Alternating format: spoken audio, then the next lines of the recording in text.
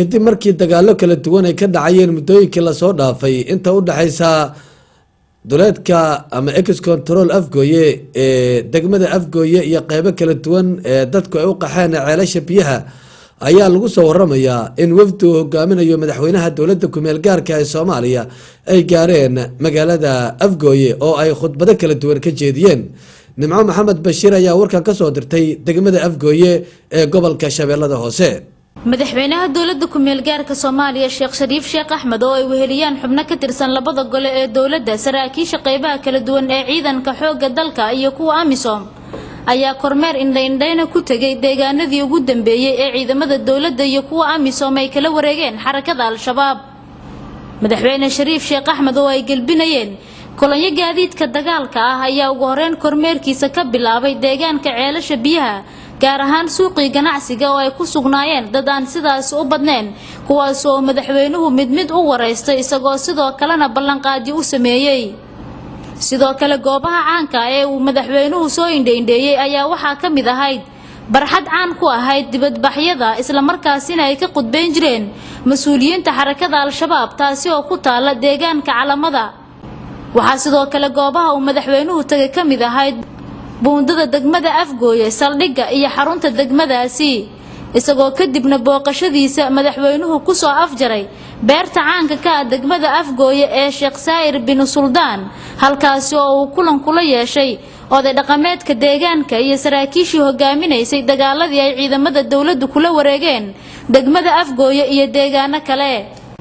waxaana ugu horeyn uu madaxweynuhu warbixin halkaasi kaga dhageystay abaanduulaha ciidanka xoogga dalka Soomaaliya Generaal Cabdikariin Yuusuf Aadan Ragabadan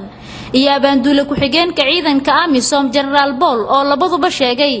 in dagaaladan ay ugu magac dareen howlgallada xoreynta shabeellooyinka hadafkooduna uu yahay inay la wareegaan dhammaan gobolada ay gacanta ku haysa xarakada Al-Shabaab. So that's the code name of the operation. magacii aan ugu talagalnay howlgalkan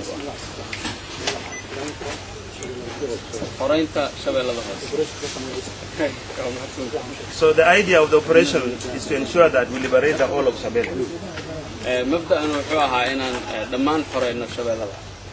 From Jowar, Afagoy to Marka. It took us 3 days to reach Afagoy. We got resistance from Al-Shabaab, but we took them on until we defeated them. howlgalkan oo magaciisa la yiraahdo xoreynta shabeellayaasha waxa ujeedadiisu ay tahay in loogu soo hormaro ama laga bilaabo degmada afgooye waa istiraatiijiyada dalka oo dhan haday tahay Kismaayo haday tahay Baydhabo haday tahay Galgaduud haday tahay Xamar waa barta kulanka ugu weyn oo shidaal qaadashada cadawguna ka shidaal qaadan jiray marka waxaa laga maarmaana cadawga meelaha halbowlihiisa oo la gooyo inay ugu weyn tahay meeshii ugu weynay ujeedadayadu ma ahan inaan afgooyo nimid oo beeraha nimid oo ku seexanayno halganku waa sii soconaya wuxuu u jahaysanayaa shabeellada hoose shabeellada dhexe Baydhabo Kismaayo intaba waa u jahaysanayaa. wasiirka wasaaradda arrimaha gudaha iyo amniga qaranka ee xukuumadda ku-meel gaarka Soomaaliya Cabdisamed Macalin Maxamuud oo isna kulanka ka hadlay ayaa hambalyo kadib waxa uu sheegay in maamul cusub oo ku-meel gaar ay u sameynayaan degmada afgooye si ay u sii socdaan howlaha guud ee degmadaasi. diyaarna u ah afgooye maahane wadanka oo dhan ay ka saaraan oo ayna ka xoreeyaan nimanka nabadiidka ah oo habeen iyo maalin aan nasan waxaan rabaa inaan mar labaad ku dhiirigeliyo shacabka reer afgooye iyo deegaanada u dhowba inaysan nabadda kala shaqeeyaan amniga kala shaqeeyaan inaan ciidanku kaligiis waxba qaban karinin haddii aadna garab taagnayn waxaa laykaga baahan yahay inaad u bareertaan oo aad garab istaagtaan cid kasta oo isleedihiin amnigiina wax u dhibaysaa oo meelaha ku jira inaad ciidanka tustaan oo farta ku taagtaan ciidamadana waxaan rajaynaynaa inay mar walba ilaaliyaan cadaaladda ilaaliyaan inay mar walba u naxariistaan shacabka Soomaaliyeed dhibaato dambe uma ciil qabaan rafaad waa ka daalin wixii maanta ka bilowda waxaa la rabaa dadku inay xorriyadoodii iyo nabadgelyoodii u soo laabato waxaa la rabaa in si wada jira loo wada shaqeeyo waxa way mudan madaxweyne waxaan rabaa inaan maxaa la yidhahdo adaa warkii qiimaha la sheegi doona waxaan rabaa inaan warkayga kusoo gunaanido oon kusoo gaabo shacabka reer Afgooye waxaa laga rabaa inay guryahooda usoo laabtaan businesskooda usoo laabtaan amnigoodana waxaa ballan qaaday haddii Ilaahay yiraahdo ciidamada amniga Soomaaliyeed oo ayagu diyaar oo habeenay maalin la shaqeeyaan waxaan rabaa inaan siiyo generaalka inuu dikreetadii maxaa la yiraahdo soo baxday oo lagu magacaabay gudoomiyaha degmada inuu u akhriyo madaxweyne Shariif Sheekh Axmed oo gabagabadii kulanka ka jeediyay khudbad hambalyo badneed oo uu dirayay ciidanka xoogga dalka Soomaaliyeed iyo kuwa AMISOM ayaa sheegay inay farxad u tahay in mar kale uu ka khudbeeyo goobtan oo sidan oo kale uu khudbad uga jeediyay sanadii 2006 xilligaasi oo uu ahaa gudoomiyihii maxkamadihii burburay waxaana dhanka kale uu madaxweynuhu baaq u diray dhalinyarada ka barbar dagaalamaysa xarakada al-shabaab inaan maanta idin la joogno farxad weyn noo tahay waxaan ognahay inaad dhibaato badan ku qabteen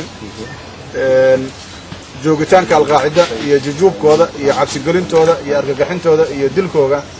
inaad ku qabteen dhibaato fara badan dawladuna intaas waxay ku jirtay dadaal sidii ay idinkaga dulqaadi lahayd sida aad wada ogtihiin waxaa abaabul loogu jiray qaranka Soomaaliyeed in dib loo soo nooleeyo muassasaadkii dawladda in la xoojiyo ciidamadii qalabka sida in la dhiso si awood loogu helo in shacabka Soomaaliyeed loogu adeego oo ay u helaan xurriyad iyo nabadgelyo falillahi alhamdu maanta qayb fara badan ayaa noo suura gashay kaliya ma aha magaalada Afgooye inay xoreysan tahay gobollo badan ayaa la xoreeyay oo ay ka socdaan xoreyntu waxaan rajaynaynaa xilliga soo socda inaan ku guuleysan doono in dalka Soomaaliya dhamaantiis la xoreeyo waxaan shaki iga jirin al-shabaab iyo al-qaacida inay jabaan fikir ahaan iyo ideology ahaan inay u jabaan sidaas oo kale inay u jabaan ciidan ahaan haddana neefka marka la gowraco waa raftaa marka waxa hadda noo muuqanayo waa rafashadana waxaan rabnaa inaan isla qabanno oo wada togno si ay u nafbaxaan ciddii ka soo laabanaysa fikirkaas khaldan ee bulshadeeda u soo laabanaysa ee ummadeeda u soo laabanaysa ee dawladeeda u soo laabanaysa oo ka tanaazulaysa xumaantii iyo cabsigelintii ummadda Soomaaliyeed iyo diinta islaamka in loo isticmaalo si khaldanna waa soo dhaweynaynaa waxaana ugu yeeraynaa wiilasha iyo gabdhaha la marin habaabiyay war islaamku ma ogola in diinta islaamka wax lagu dulmiyo dadka waa ku dulmiseen waa ku dhibaatayseen diinta islaamku waa diinu samaaxa waa diin dadka midaysa waa diin dadka aan dhibaato gelin oo aan ogolayn qofka muslimka in la argagaxiyo ka soo laabta halkani waa beerta Sheekh Saayir bin Suldaan ee degmada Afgooye oo sanad ka hor ay mas'uuliyiinta al-shabaab ku xuseen Usaama bin Laden inkastoo 6 sano kadib ay u suura gashay madaxweynaha dawladda ku meel gaarka Soomaaliya in uu ka qudbeeyo Nimco Maxamed Bashiir Soomaali Channel degmada Afgooye ee gobolka Shabeellaha Hoose.